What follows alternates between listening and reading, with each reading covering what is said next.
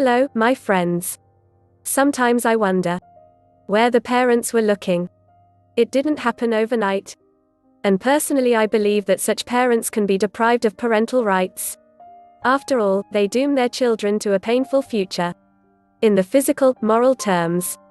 On virtually guaranteed diabetes, depressions, the humiliation of peers, loneliness. Let's talk about how to try to avoid this without putting on a round-the-clock diet of broccoli.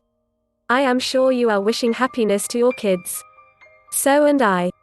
And really painful watch on young teenagers with real obesity. In America today, it is estimated that over 65% of the population is overweight, with around 30% being at least clinically obese. Even more alarming is the estimation that 15% to 20% of the country's children are overweight, with nearly one-third being at least clinically obese. Now more than ever, something needs to be done to reverse this growing trend and prevent it from becoming an even bigger epidemic than it already is. By sitting back and allowing our children to become overweight and eventually obese, we are in effect severely shorting their lives.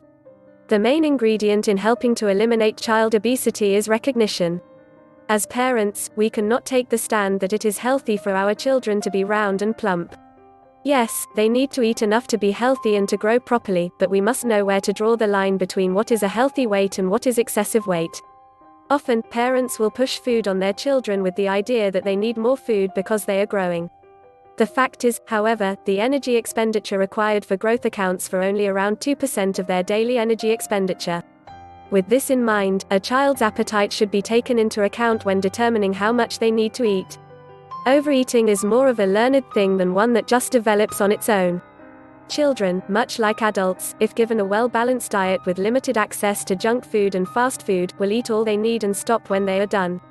Forcing them to eat beyond that point, as well as giving them as much junk food and fast food as they want, only teaches them to overeat from an early age. This habit then usually carries over into their adult lives.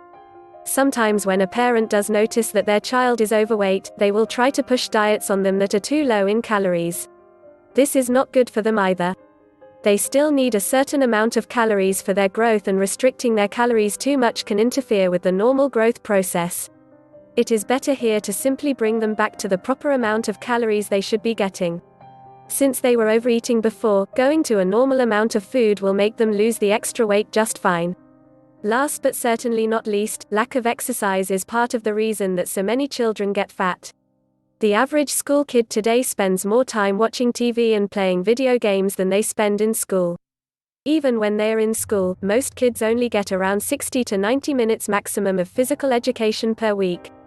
The bottom line here is, if we don't stop overfeeding our kids, and we don't limit their intake of junk food and fast food, and we don't limit their TV and video game time and get them more active, we will be creating an epidemic of obesity for our children that will reach truly epic proportions.